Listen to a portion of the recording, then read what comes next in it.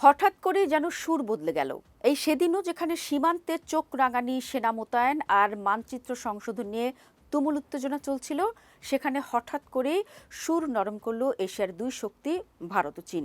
বেইজিংয়ে দুই দেশের বিশেষ প্রতিনিধি, ভারতীয় জাতীয় নিরাপত্তা উপদেষ্টা অজিত দোভাল এবং চীনের পররাষ্ট্র বিষয়ক শীর্ষ কর্মকর্তা ওয়াং হি এক টেবিলে বসে দীর্ঘ ২৫তম পর্বের সীমান্ত আলোচনা সম্পন্ন করলেন।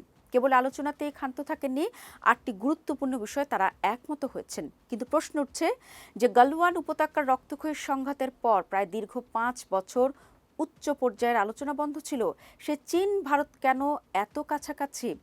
ভারত কি আমেরিকার ইন্দো প্যাসিফিক কৌশল ছেড়ে চীনের সঙ্গে হাত মেলাচ্ছে, নাকি এর পেছনে লুকিয়ে আছে কোনো গভীর ভূ রাজনৈতিক খেলা? চলুন পুরো বিষয়টি সহজভাবে বুঝে নেওয়া যাক। দর্শক, খোলা চোখে মনে হতে পারে ভারত চীন সীমান্ত সমস্যা রাতারাতি মিটে গেছে, কিন্তু বাস্তবতা তা নয়। সাম্প্রতিক বন্ধুত্বের পেছনে কাজ করছে বেশ কয়েকটি জোরালো অর্থনৈতিক ও ভূ রাজনৈতিক কারণ। সামনের সেপ্টেম্বরে নয়াদিল্লিতে বসছে ব্রিক্স শীর্ষ সম্মেলন। সভাপতি হিসেবে ভারত স্বাগতিক দেশ, আর বেইজিং থেকে দীর্ঘ ৭ বছর পর ভারতে পা রাখবেন চীনের প্রেসিডেন্ট শি জিনপিং। এমন একটি বৈশ্বিক মঞ্চের ঠিক আগে নিজেদের বিবাদ প্রকাশ্যে রাখলে তা গ্লোবাল সাউথের ঐক্যের বার্তাকে দুর্বল করে দেয়। তাছাড়া সম্পর্কের শীতলতা দুই দেশের অর্থনৈতিক সম্পর্কেও প্রভাব ফেলছিল।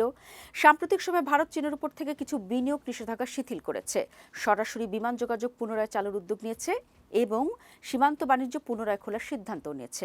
চীন ও ভারতীয় তীর্থযাত্রীদের জন্য কৈলাস মানস সরোবর যাত্রা সহজ করতে রাজি হয়েছে।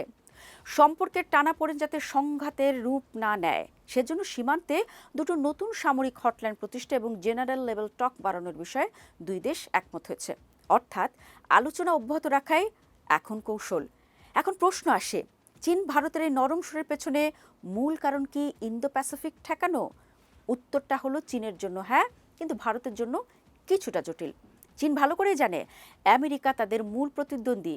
বেইজিংয়ের চিন্তা হলো ভারতের সঙ্গে সীমান্ত উত্তেজনা যদি কমানো যায়, তবে ভারত আমেরিকার সামরিক ও কৌশলগত ঘনিষ্ঠতা কিছুটা হলেও শিথিল হবে। বেইজিং চায় না আমেরিকা ভারতের কাঁধে বন্দুক রেখে দক্ষিণ এশিয়ায় তাদের চেপে ধরুক। তাই ওয়াং হি বেইজিংয়ের বৈঠকে চীনের 3 কৌশলের উপর জোর দিয়েছেন, অর্থাৎ সম্পর্ক যাতে পেছনে না হাঁটে। বেইজিং সীমান্ত বৈঠকে 8 দফায় সম্মত হলেও ভারত কিন্তু আমেরিকার হাত ছেড়ে চীনের কোলে ঢলে পড়ছে না। ভারত খুব চতুরতার সঙ্গে একটি ভারসাম্যমূলক নীতি মেনে চলছে। একদিকে ভারত চীনের সঙ্গে আলোচনা চালিয়ে সীমান্ত শান্ত রাখতে চাইছে, যাতে সীমান্তে অহেতুক যুদ্ধের ঝুঁকি কমায় এবং অর্থনৈতিক সুবিধা নিতে পারে। অন্যদিকে ভারত ইন্দো প্যাসিফিক অঞ্চলে নিজের কৌশলগত অবস্থান থেকে এক চুলো সরেনি। সম্প্রতি ভারতের প্রতিরক্ষামন্ত্রী রাজনাথ সিং এবং জাপানের প্রতিরক্ষামন্ত্রীর মধ্যে সামুদ্রিক নিরাপত্তা নিয়ে যে চুক্তি স্বাক্ষর হয়েছে, তাতে শক্তি প্রয়োগের মাধ্যমে অঞ্চলের স্থিতাবস্থা পরিবর্তনের সরাসরি বিরোধিতা করা হয়েছে, যা পরিষ্কারভাবে চীনের দিকেই বার্তা দেয়। তাছাড়া অরুণাচল প্রদেশের স্থানগুলোর নিজস্ব নাম প্রকাশ করে ভারত প্রমাণ করেছে যে ভূখণ্ডগত প্রশ্নে কোনো আপোষ করা হবে না। এখন প্রশ্ন, এটি কি স্থায়ী শান্তি নাকি সাময়িক স্বস্তি? চীনের লক্ষ্য খুব স্পষ্ট, তারা সীমান্তে স্থিতিশীলতা রেখে বৈশ্বিক রাজনীতিতে আমেরিকা বা পশ্চিমাদের বিরুদ্ধে ভারতকে নিজেদের পক্ষে না হলেও কমপক্ষে নিরপেক্ষ রাখতে চায়। চীন চায় ড্রাগন ও হাতি যেন একসঙ্গে নাচে।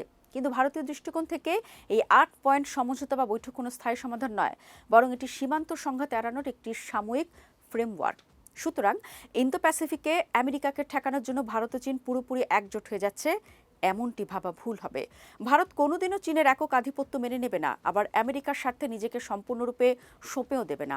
বেইজিং ও নয়াদিল্লির বর্তমান ঘনিষ্ঠতা আসলে একটি সূক্ষ্ম কৌশলী চাল, যেখানে মূল উদ্দেশ্য সীমান্ত শান্ত রাখা এবং বৈশ্বিক চাপ কাটিয়ে নিজেদের জাতীয় স্বার্থ রক্ষা করা।